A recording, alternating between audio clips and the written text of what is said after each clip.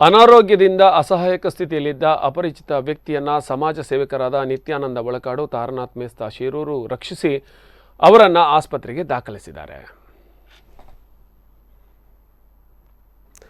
ಅಜ್ಜರಕಾಡು ಜಿಲ್ಲಾಸ್ಪತ್ರೆಗೆ ಸೇರಿಸಿ ಈ ಮೂಲಕ ಒಬ್ಬ ವ್ಯಕ್ತಿಯ ಪ್ರಾಣವನ್ನು ರಕ್ಷಿಸುವಂತಹ ಮಾನವೀಯ ಕೆಲಸವನ್ನು ಮಾಡಿದ್ದಾರೆ. ರೋಗಿಯ ಯಕೃತ್ ಸಮಸ್ಯೆ ಮತ್ತು ಕಾಮಾಲೆ ವ್ಯಾಧಿಗೆ ತುತ್ತಾಗಿರುವುದು ಕಂಡುಬಂದಿದೆ. ವಾರಿಸುದಾರರು ತುರ್ತಾಗಿ ಉಡುಪಿ ಅಜ್ಜರಕಾಡು ಜಿಲ್ಲಾಸ್ಪತ್ರೆಯ ನಾಗರಿಕ ಸಹಾಯ ಕೇಂದ್ರವನ್ನು ಸಂಪರ್ಕಿಸಲು ಕೋರಲಾಗಿದೆ.